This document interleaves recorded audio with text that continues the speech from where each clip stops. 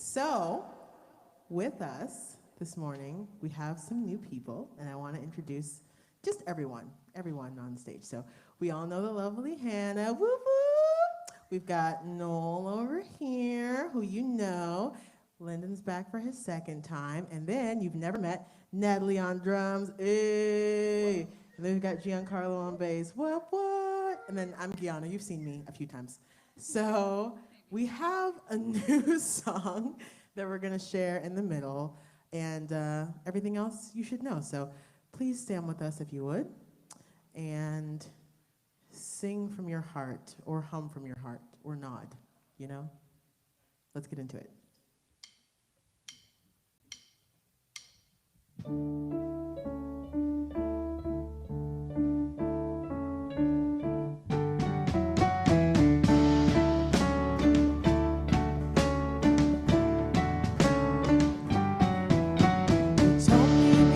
Day you hurt yourself in anxiety, the breast and mess to death, you'd open up and open wide with a smile.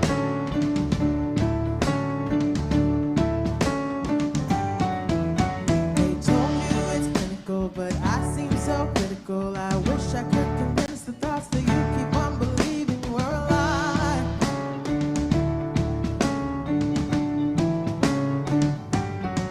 There you go.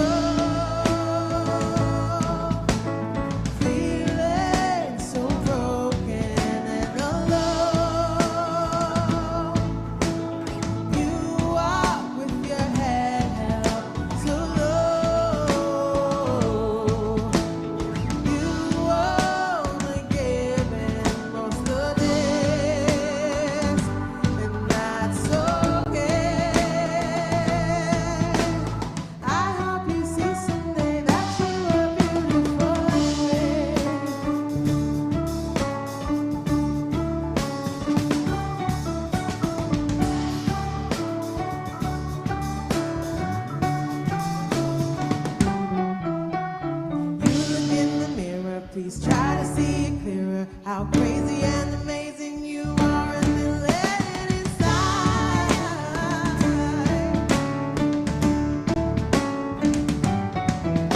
You can be scientific, trust me, no, I get it, but I won't agree when you tell me you don't deserve a life.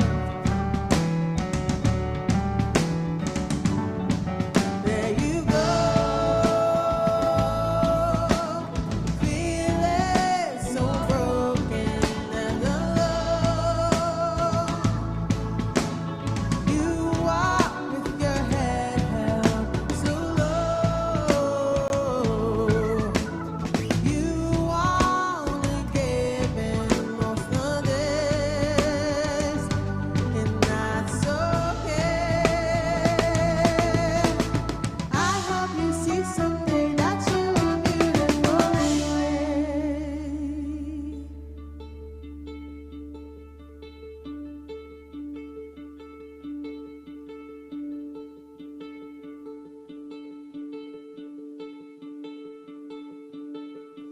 Raise your hands, take a second and breathe in, singing I'm here for a reason. Raise your hands, take a second and breathe in, singing hallelujah, I'm known and loved. Raise your hands, take a second and breathe in, singing I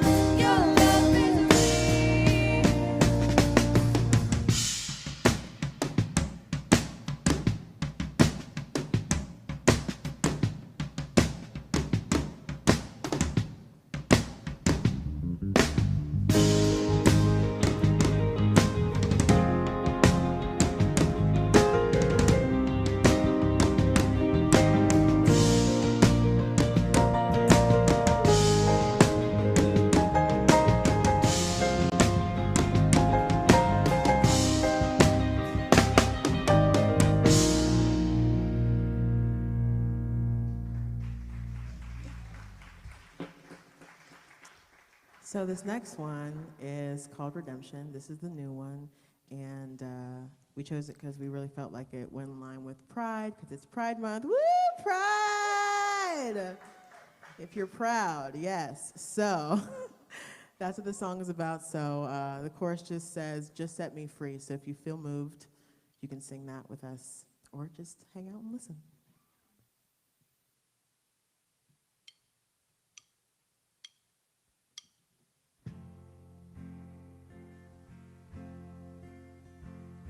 I'm the hours I've known, and all of my woes are the cost of laying low. I demand they turn to home. Just set me free. Just set me free.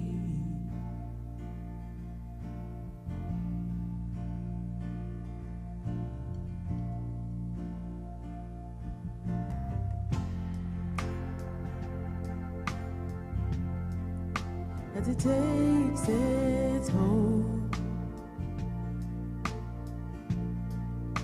and it won't let you go. I'm reminded of the cold, and how it's taken so much from me. Are you worthy of being saved? Are your fears and insecurities just set me free? Just set me free. Just set me free.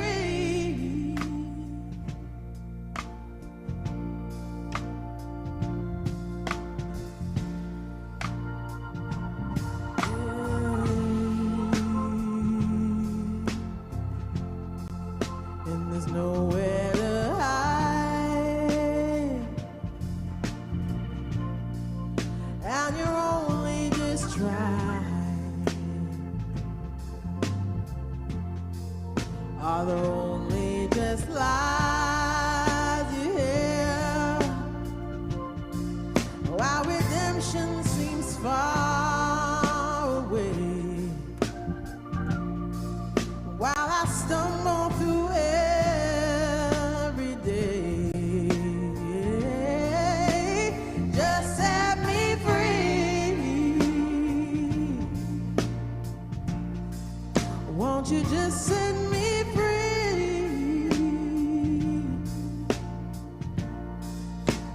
Just set me free.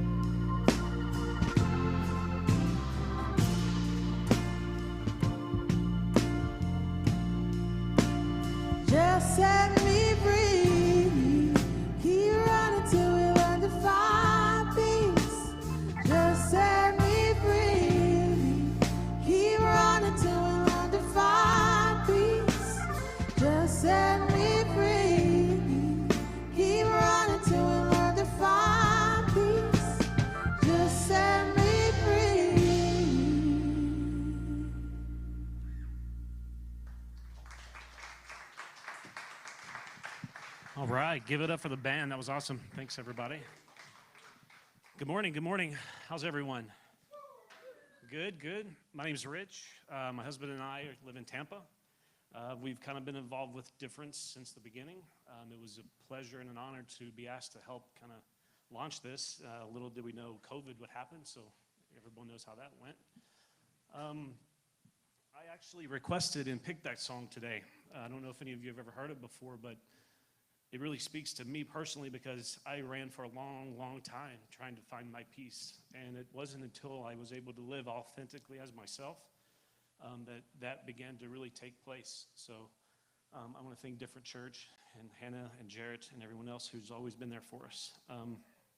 So a couple announcements. If this is your first time here, or even if it's not, please go to diff.church. If you have your phones, you can always connect there. You can get involved with volunteering. You can sign up for our mailing list just to stay connected to find out what's going on. Also, we got 2 more weekends of Pride, right? So has anyone been down to any events yet? One hand, one clap, another hand? Okay, good. We've kind of slacked, actually. June's been a hard month for us, so we haven't made it yet, but we plan to go next weekend. That's about all I got. I'd like to welcome Hannah today.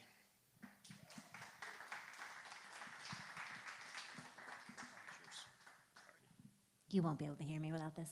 I'm going to try very hard not to fall off the stage. It's not a great way to start a sermon. Hi, friends.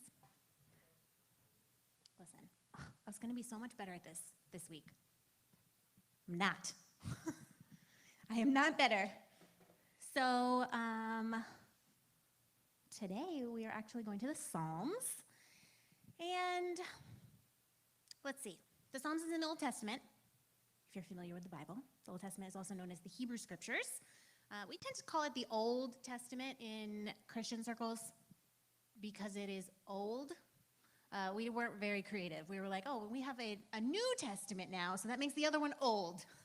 But you can also call it the Hebrew Scriptures to everyone who uses the Hebrew Scriptures exclusively as their Bible. So if you're a person of the Jewish faith, it's not old. It's just your sacred text. So Psalms is a collection of poetry that is mostly used in the worshiping life of the community. So there's actually 150 Psalms, and they're full of like praises and prayers and laments and complaints and celebrations. You can find the whole spectrum of human emotion in the Psalms. You'd be like, God, you're so wonderful. And then the next breath, God, I hope you murder my enemies. And then the next breath, oh, but you're so wonderful. I'm so grateful for you. So it's really, I find the Psalms very fascinating. And this morning we're going to Psalm 139. Now you may be familiar with a part of this psalm already, specifically the line in verse 14 that says, I am fearfully and wonderfully made. Has anyone heard that line before? Okay, yes, most of you. Now, this entire psalm is about our relationship with God, and by extension, our relationship with ourselves. So we're actually going to read most of the psalm together. We're going to read from the NRSV, which is the New Revised Standard Version, and then we will discuss. So we're going to pick up in verse 1, and you can follow along on the screen. O Lord, you have searched me and known me. You know when I sit down and when I rise up. You discern my thoughts from far away. You search out my path and my lying down and are acquainted with all my ways. Even before a word is on my tongue, you know it completely. You hem me in behind and before and lay your hand on me. Such knowledge is too wonderful for me. It is so high I cannot attain it. Where could I go from your spirit? Where can I flee from your presence? If I ascend to heaven, you are there. If I make my bed in Sheol, you are there. If I take the wings of the morning and settle at the farthest limits of the sea, even there your hand will lead me, and your right hand shall hold me fast. If I say, surely the darkness will cover me, and the light around me become night, even the darkness is not dark to you. The night is as bright as the day, for darkness is as light to you. For it was you who formed my inward parts. You knit me together in my mother's womb. I praise you, for I am fearfully and wonderfully made.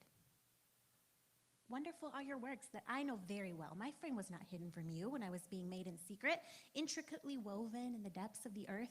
Your eyes beheld my unformed substance. In your book were written all the days that were formed for me, when none of them as yet existed. How weighty to me are your thoughts, O God. How vast is the sum of them. I try to count them. They're more than sand. I come to the end. I'm still with you. Now, the question we are asking today, with the help of this psalm, is this. What would it mean to come back home to yourself? What? What kind of a question is that? What does it even have to do with a psalm?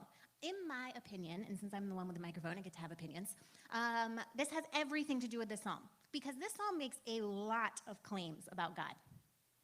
And whatever claims it makes come directly from the writer's relationship with Yahweh.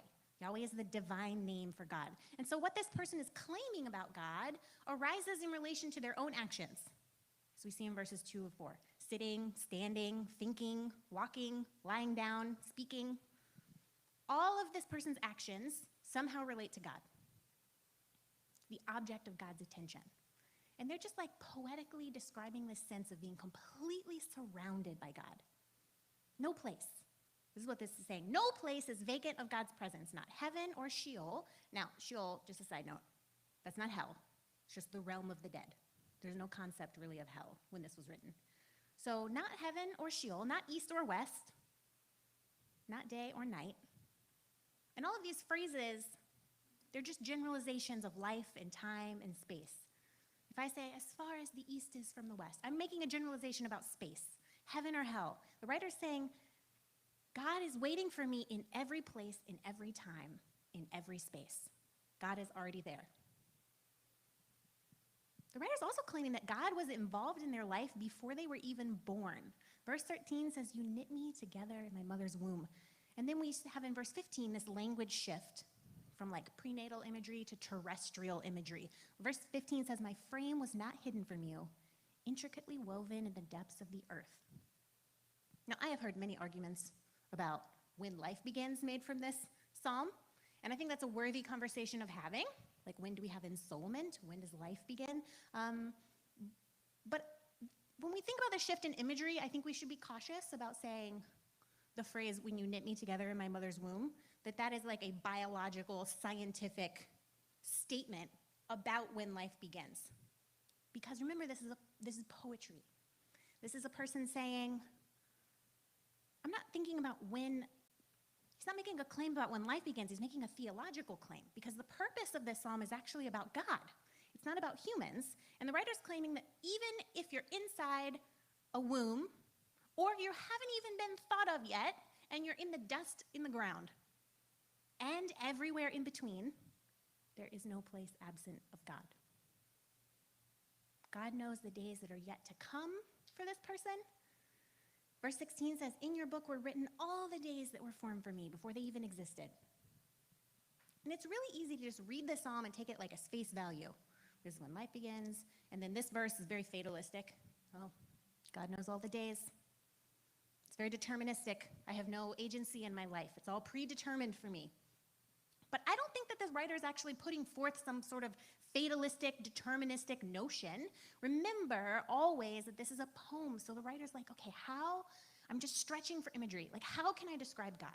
How can I even begin to think of the vastness of God? Our language is so inadequate. Side note, this is not in my notes. If you want to just like feel like you're drinking from a fire hose and have your mind melted about theology, you should read Peter Rollins' book, How Not to Speak of God, what does that even mean, how not to speak of God? The point of the entire book, in many, many deep and theological words that may require a dictionary, is no matter what words we use, the minute we describe God, we fail. Because it's impossible to describe God. Our language is nothing compared to God. And yet, language is all we have, so we have to use language. And this is exactly what the writer says in verse 17. How weighty are your thoughts? How vast is the sum of them? They're as immeasurable as grains of sand, and I have dedicated time to counting them, and it was a waste of my time. All that's left for me is presence. I am still with you. That's all he can come back to. And I think that the theological claim that this psalm is making, that this writer is making, has implications for every part of our life. Because at the base level, This poem is saying we are not anonymous beings. And we are not just pawns to be exploited for some kind of gain. We are consciously created children to be loved. Okay, great. So what? I think that we find the intimacy of like really belonging sometimes very difficult to endure, to maintain. We sometimes have guilt, maybe for things we've done, maybe for things we have not done. We've got shame usually around some kind of perceived defect in us. And all these things just kind of come at us and just swamp us with this sense of unworthiness. What do you mean God knows all and yet chooses acceptance and love? It makes us squeamish. We're like, oh, I don't know if I want to be in a relationship with God. What if God knew what I did? If God knew the thoughts that were in my mind. And like, we do this with other people too. Like, just as we push God away, we hide from God's presence, we push people away. We hide from people's presence, both people who love us and people whose judgment we're afraid of. And sometimes we practically just run away from the presence of other people. Maybe not lately, because we're finally getting to see people the first time in ever, a year. But it feels like a long time. And we put up these walls and we hide our true selves and we dedicate a lot of effort into protecting ourselves from other people. And this is really especially hard for people who've been raised in a system of theology that sees people as primarily broken and sinners. Like if you've been raised in that theology, the idea of being fully and completely known by God, that can feel more like a threat than a promise of love. So one of the ways this shows up is like if you're ever praying and you're like, oh, dear God, I guess I need to confess all my sins first. Dear God, I need you to help me with having conversations today. I'm feeling really anxious. And then before we even get that sentence out, we're like, oh no. But I haven't talked to God in a week, and God's probably gonna be mad at me because of all the thoughts I had yesterday, and I had one too many drinks, and I don't know, I said some stupid things, and I hurt some people's feelings. I have to confess all of this before God will even deign to listen to me, and we just get stuck in this cycle that we have to somehow prove ourselves worthy before God might listen to us, before God might want to be in a relationship with us.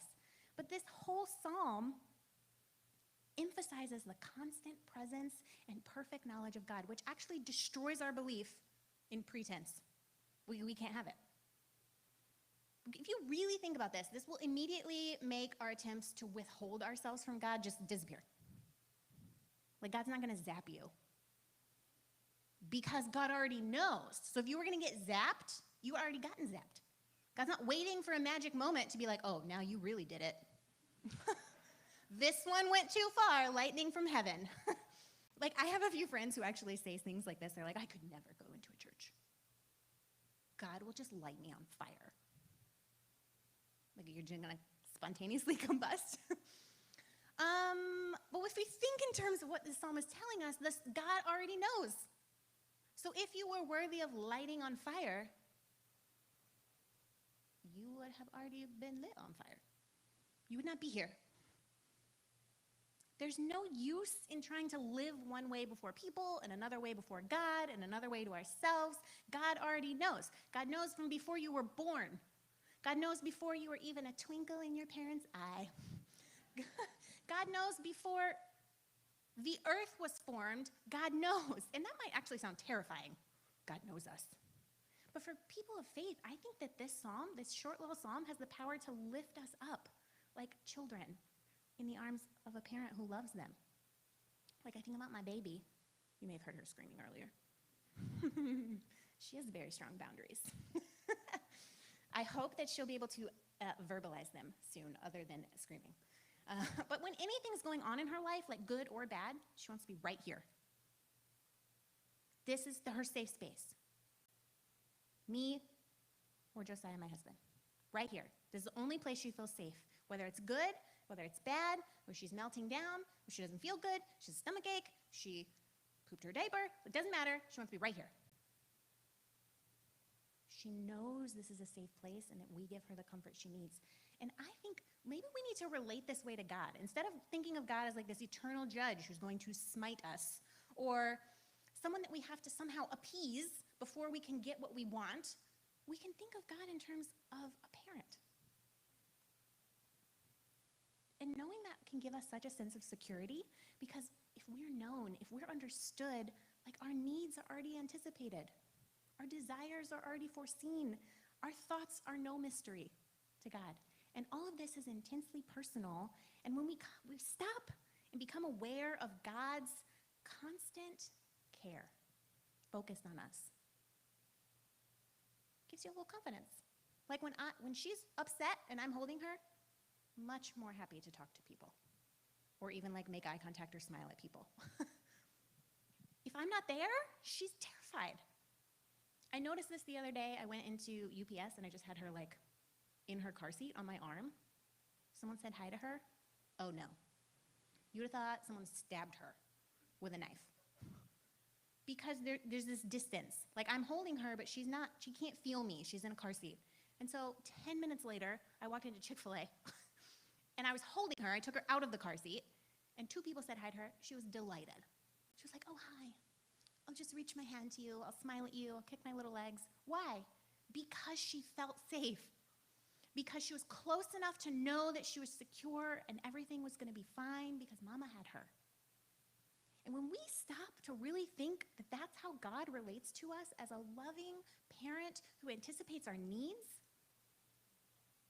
like this can give us such confidence.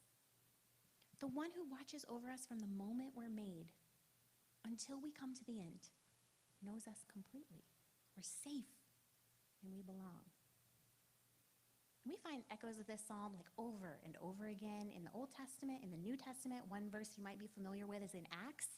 It says, in God we live and move and have our being. There is no place you can escape from God. Not heaven or the realm of the dead, not east or west, not near or far, it doesn't matter.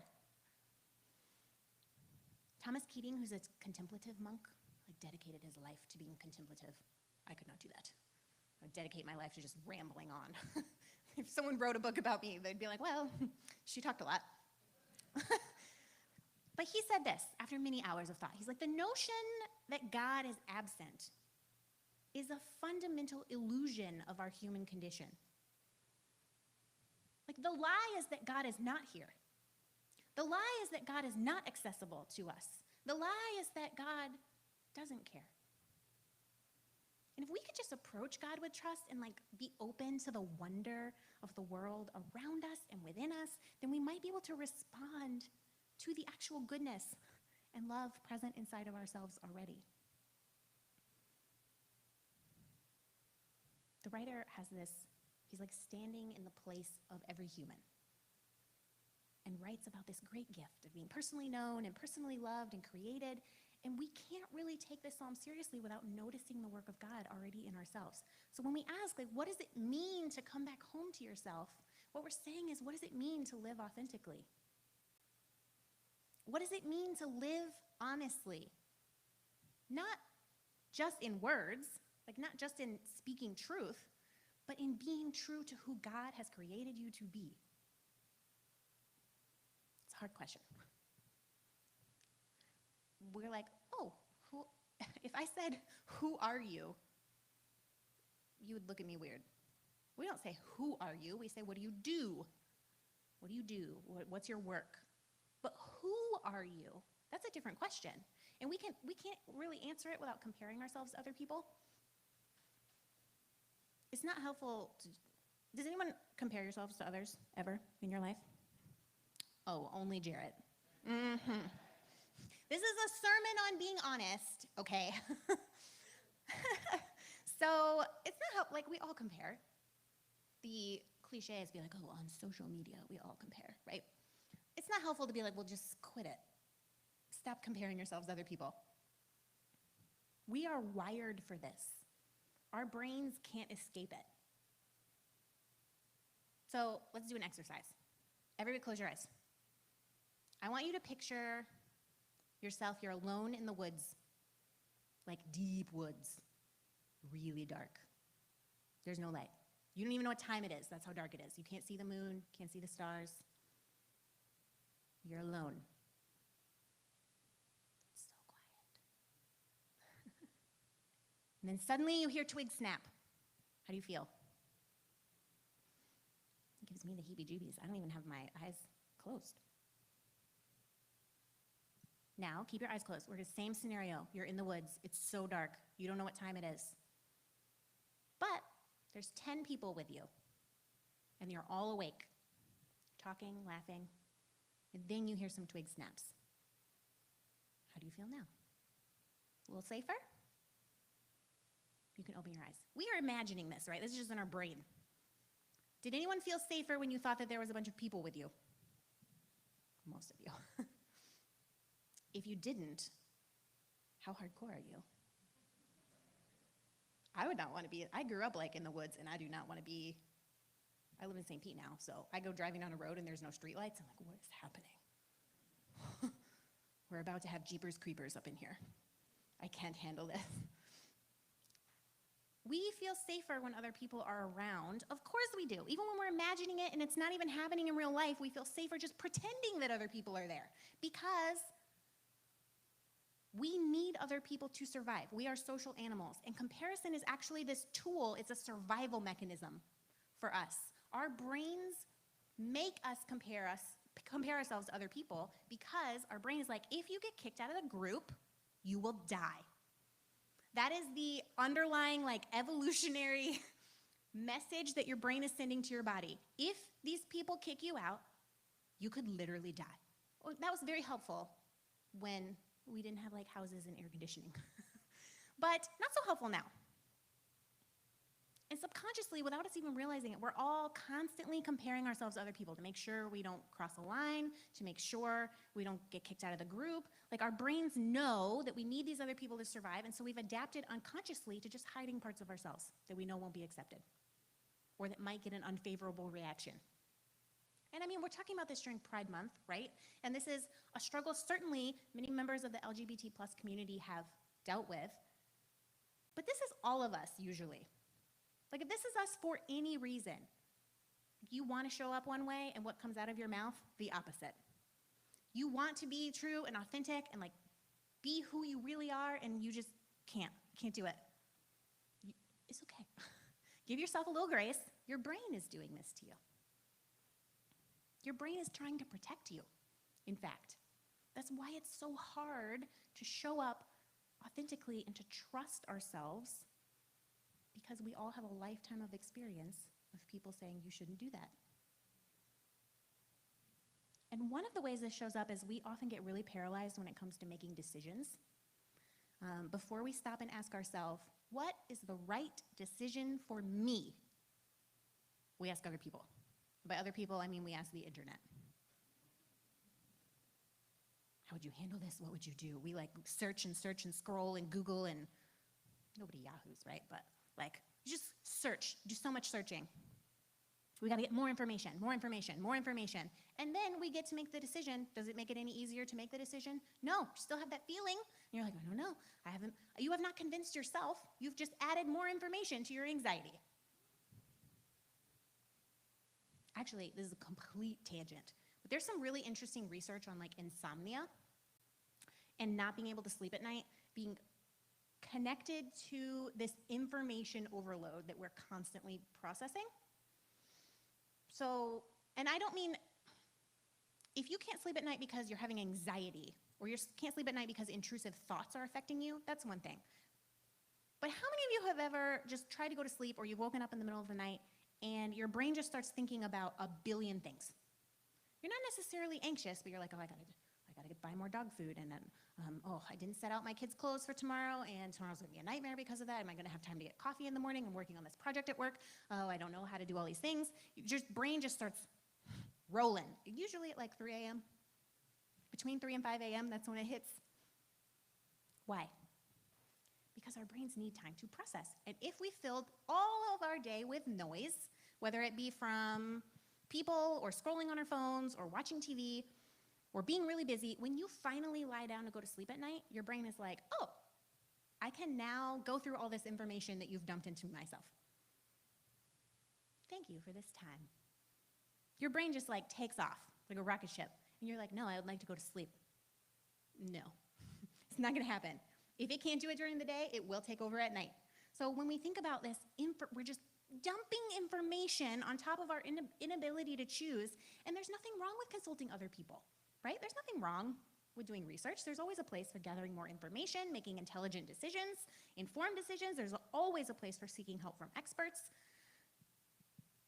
But we tend to do that before we even ask ourselves, before we even check in with ourselves, what do I really want? And it just reaffirms to our psyche again and again and again and again, I can't trust you. I can't trust myself. I don't feel good in making this decision. I feel anxious. I don't want to sit with that feeling, so I have to add more information, and we add more information, and we still are anxious, so we don't know what decision to make, and we get trapped in this cycle where we've trained our brains to find the answer somewhere other than us. Instead of capitalizing on this constant reality that the Psalm speaks of, being fully known and fully loved and fully accepted by God, we trap ourselves in this cycle of comparison and anxiety. I don't know what decision to make, so I need to find out more information. Well, that person over there made a different decision. That person over there looks like they have it together. Why don't I feel like I have it together? And this is the question we have to answer. How do you feel? I'm always asking people this question, and I would say at least 50% of the time people are like, why'd you ask me that? Why would you ask me that? The first time someone asked me that was actually in counseling. She was like, well, how do you feel about this? And I was like, what? Of course you would ask me that question. I feel terrible, clearly, that's why I'm here. How do you feel? Is this good for you? Ben can come back up.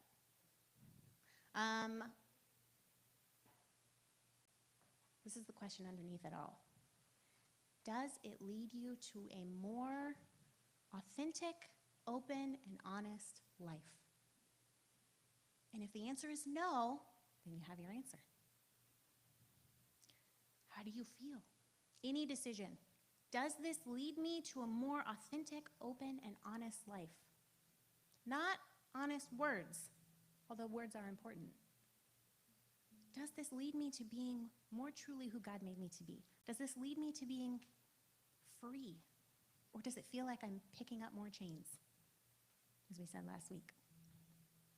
And my hope is we can kind of try to choose the way of authenticity and openness and honesty more and more. It's like a muscle in our brain. We have to exercise it. So the first time you're like, yes, this is the decision I'm going to make, might feel really overwhelming.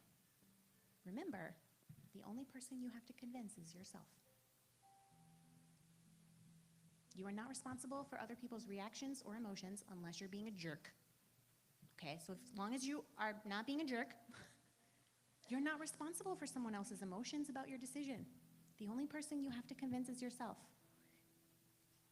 We can be more open and more authentic and more honest because we already have this relationship with God. We're already fully known, so there's no need to hide. We're already completely loved, so there's no need to hide.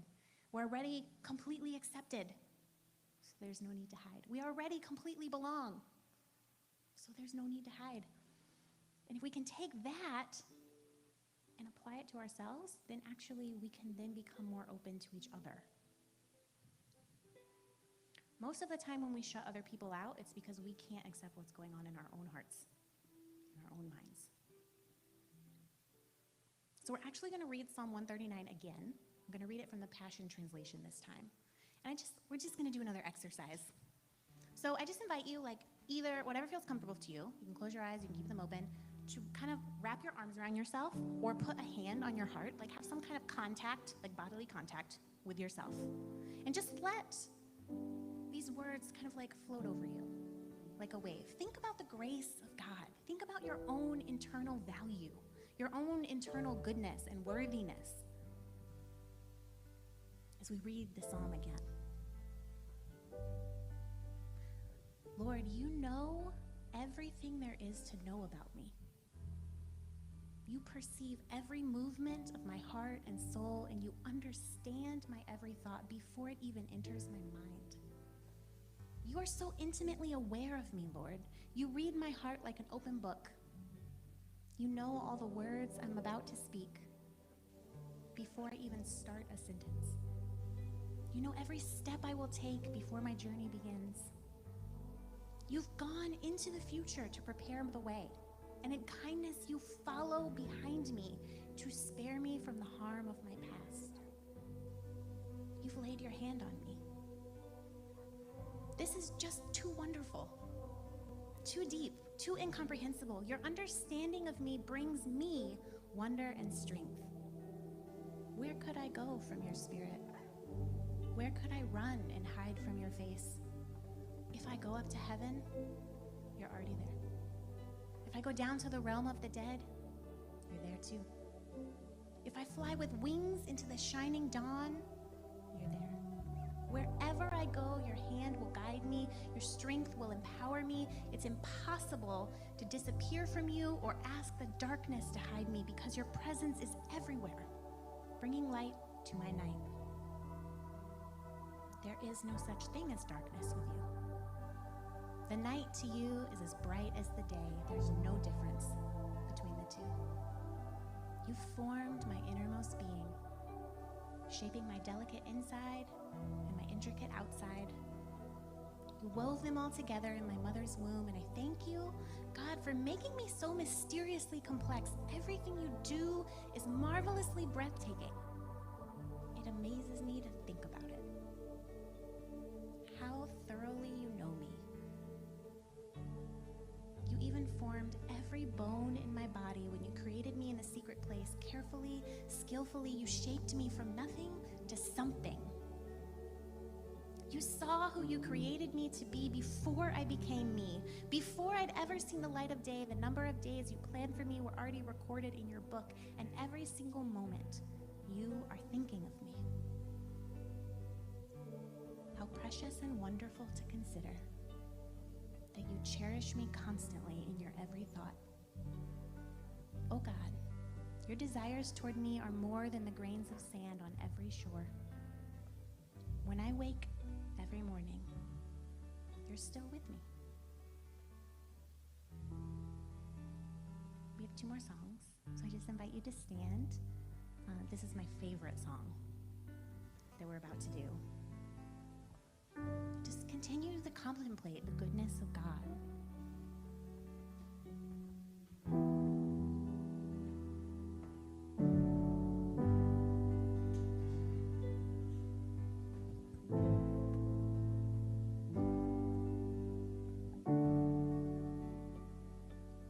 Hello, maker of the moon. Your creation has inspired my every move. You're the science in the stars. There is beauty, there is fire in your eyes. Here we are, face to face, lost in wonder at the God of time and space. The universe declares your praise, singing holy, holy is your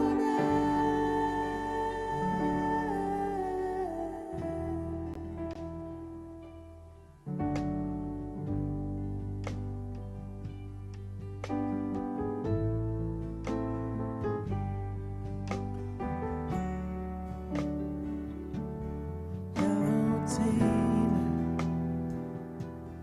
of the tides. Every day you're moving deeper in my life. You're the wildness in the winds, and I feel you so much closer than my skin.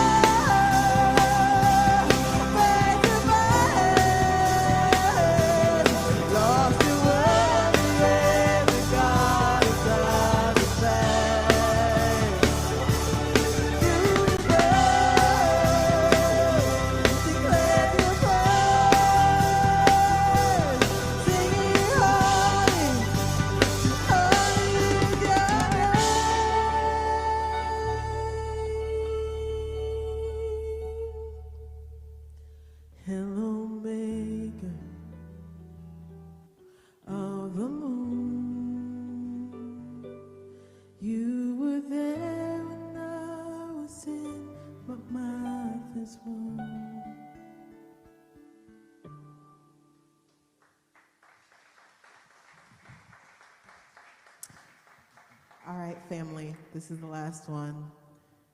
It's real feel good, bouncy, so you can sway. And yeah.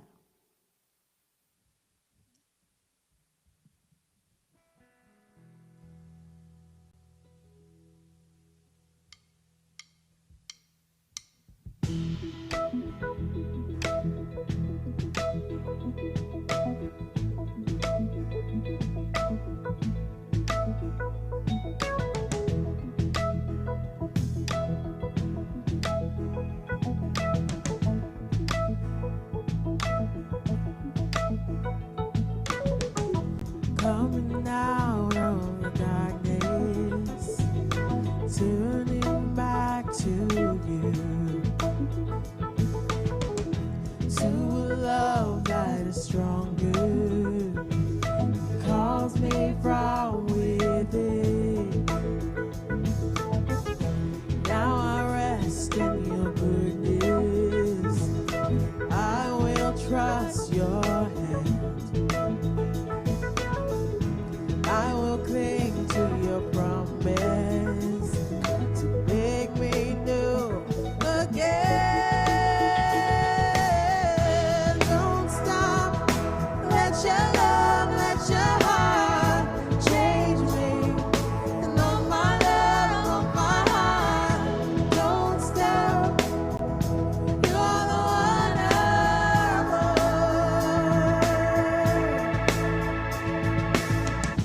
I can see how you're moving. You heal my heart of stone. I can see how you walk with me. I never go alone. Don't stop. Let your love, let your heart change me. And all my love, all my heart, don't stop. You're the one I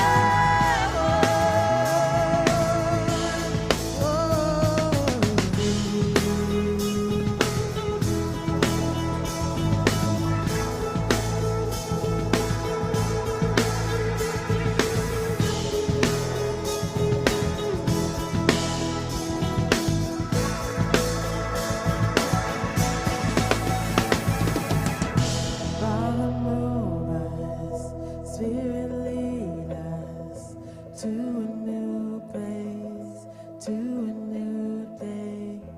Father, move us, Spirit, lead us to a new place, to a new day. Father, move us, Spirit, lead us to a new place, to a new day. Father, move us, Spirit, lead us to a new place, to a new day. Father, move us, Spirit, lead us to a new place, to a new day. Father, move us, Spirit, lead us to